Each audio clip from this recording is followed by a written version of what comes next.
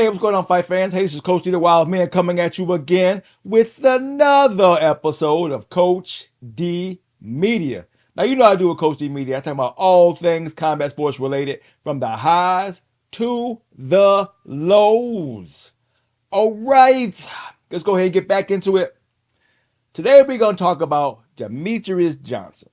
What do you guys think of the state of the sport in the UFC at the moment? I don't think it's a sport.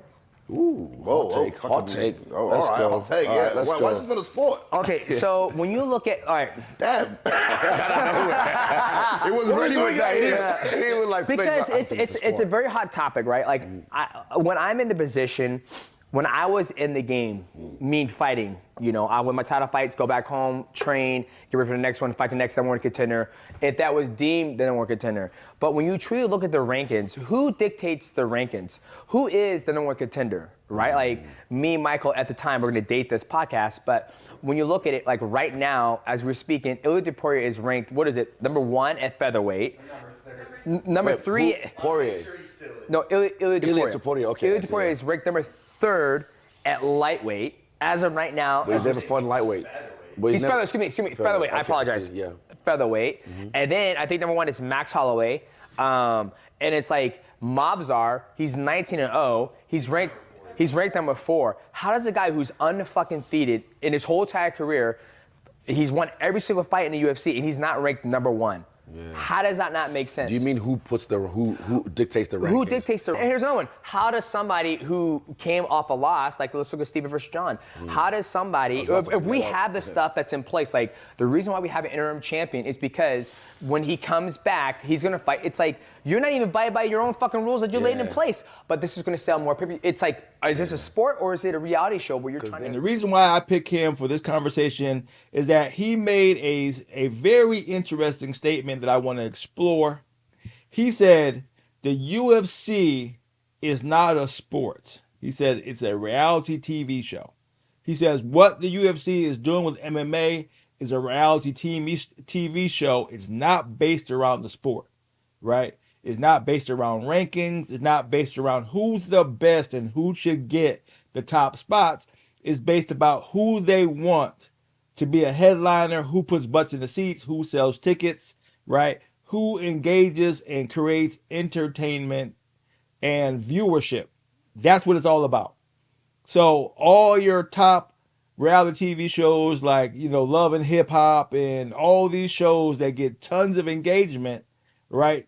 That is really just drama. You know what I'm saying? The Maury Povich shows of the day, who's the daddy, all these drama shows that everybody can't wait to watch. And it gets tons of views, makes tons of money, but is it a good thing to watch? Depends on what you consider entertainment. But a reality TV show, you can't consider a sport because it doesn't follow a sports rule set like may the best person compete at the top. May the number one person go for the belt. May the one who goes up the rankings gets the shot, at a main event or title shot. It has nothing to do with that, right? Fighters with losing records who are very popular can get a main event slot and can possibly get a belt. Demetrious Johnson, John Jones or Conor McGregor, depending on what's going on, can potentially get a title shot within 2 fights because they're so popular and they get so much engagement. The number one contender has nothing to do with it. The number one who's on a 12, 13, 14, 15 fight winning streak has nothing to do with it. It all comes down to who gets pay-per-views and butts in the seats. Now, with this new thing, with Paramount, right, where it's no longer about pay-per-view, may change that, but we'll see. It's still all wrapped around engagement.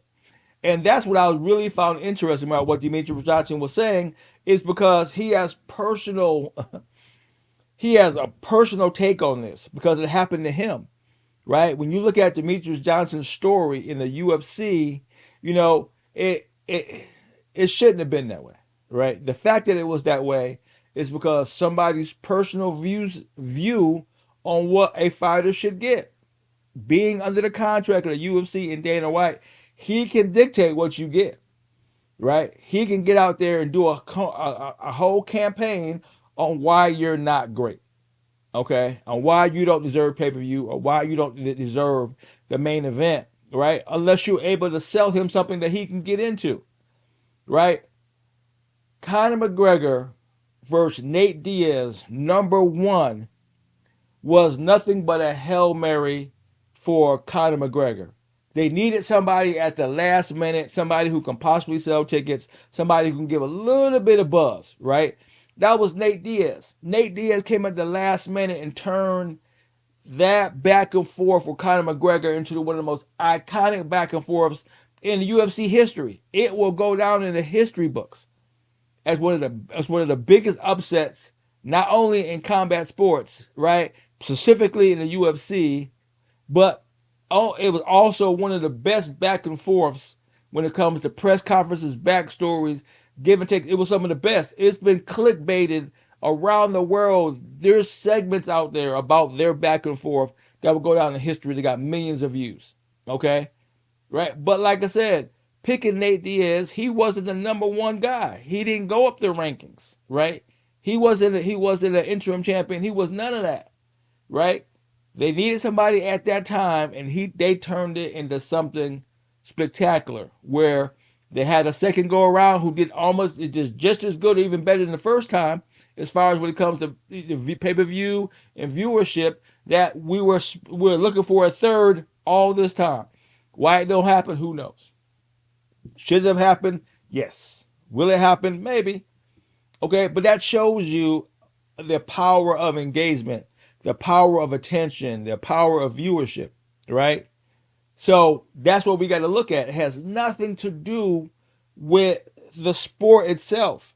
It's how somebody wants to view it. Look at the Hot 2 girl, the girl that says Hot 2, and she just did it in a clip, and the clip went viral to the point that she got so much attention that she was worth millions of dollars of that one little clip that has no meaning in anything. She doesn't have a degree in drama. She doesn't have a skill set in acting. She has nothing to do with any kind of acting career, media career, anything. It was just engagement and viewership and shares and likes. That's it. That was it. And for a short time, she was worth millions of dollars. Where she had podcast opportunities, she had roles, right? She was able to come up with her brand of T-shirts, right? She got finessed when it came to Bitcoin, right? Then she lost all of it just that fast.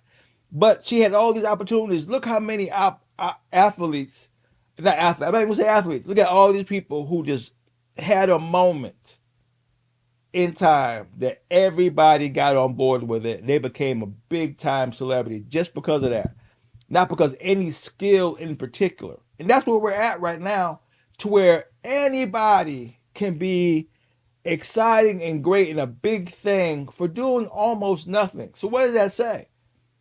To where somebody who's just good at engagement can get top spots. Look at Jake Paul. Before he got where he's at right now, he was just a YouTube influencer that had so much influence that he can influence the sport of boxing, to where he can recruit MMA fighters who are kind of past their prime, right? Almost getting out of the UFC, and revitalize their career to make more money in what he was doing than they were making in the UFC, just because he was a popular and he knew how to get engagement. He had mastered engagement and viewership to where he built a whole platform around it. And he's still doing it today, where he's getting ready to fight top fighters in boxing because of that. Not that he's that great. He's okay as boxing go, because he was able to build an engagement system that everybody can get on board with, that he can make money. Look at Demetrious Johnson. After the UFC, right? He wasn't doing what he needed to do. Not what he wasn't doing. The UFC wasn't giving him any shots. To the point they're talking about getting rid of the 125-pound division. On top of that, right? They traded him for Ben Askren, right? Are they same level athletes? I wouldn't say that. Are they equally popular? I wouldn't say that. Does Ben Askren have the pedigree of Demetrious Johnson? I wouldn't say that, but he has a good one. He's won a belt in every promotion he's been in, so he wasn't a slouch. Was he maybe past his prime compared to Demetrious Johnson? I would say so, but that didn't matter, right? The fact that I think Demetrious Johnson is the only fighter to ever get traded to another promotion for another athlete that I can recall is maybe somebody else that didn't get the kind of publicity that Demetrious Johnson did. And then he became a star and won championship, winning belts all over again. So that tells you that how elite Demetrious Johnson was. But Dana White didn't consider him a draw, didn't consider him a star. But he had some of the most iconic moves in combat sports history. The flying armbar that he did, right? It go down in history. It's on the same level as Anthony Pettis and the super kick he did in the what's it called, a Showtime kick, right? You can't compare. How many fighters can compare to that? Not many. Not many. But yet he wasn't considered by Dana White as a draw. Because he didn't talk shit. He didn't create drama. You know what I'm saying? He didn't do all these things that can get you the viewership. Does that make you great? No. It just make you somebody that can get people's attention, which is what everybody will spend money on. If you can get engagement, you will make money. Does that mean you have any particular good skill? No. But whatever you do, people is willing to watch. That's why people who trip and fall on camera gets views, catch dogs get views, things that, we go, it's cute, but should it make money? It's up for interpretation. But if you get enough views, you can get a spot somewhere. And that's where we're at right now. So the majority of what we see is reality TV, right? How much news is true news nowadays? Not much. You got to dig deep to find the true news. They twist it in a way for engagement. They turn something normal into something spectacular. Now, when it's bad, right? But depending on how you clickbait it, can make it worse, right? They can turn somebody doing something bad to somebody else, but make the guy who got it done to the bad guy and make the guy who did it the good guy. It's all how you spin it. That's all I'm saying. So are we getting more into reality TV than are we getting into the true news and sport of it all? It's hard to tell now. A lot of promotions are coming out with sports on a regular basis and is looking at how can we get the most engagement? How can we turn it into something? We're all moving forward with WWE style of production. Is it what we want? Should we get it? Are we losing the truthfulness of the sport, the purity of the sport? Right? I don't think everybody should be too pure. You do need something entertaining. Everybody's not gonna like the same thing. You gotta put a little twist on it, right? Pickleball is a sport now, and apparently it's pretty popular. I would never watch pickleball, right? But apparently it's pretty popular. So all you gotta do is get the right kind of money behind it, get the right kind of exposure, and it could be a thing. People climb on board. All right. So we'll see. We'll see. But Demetrious Johnson had a good point. The UFC may not be a sport anymore. It may be just reality TV. We'll see. This is Coach D, doing what I'm doing, calling it like I see it. To hear from me again, peace out.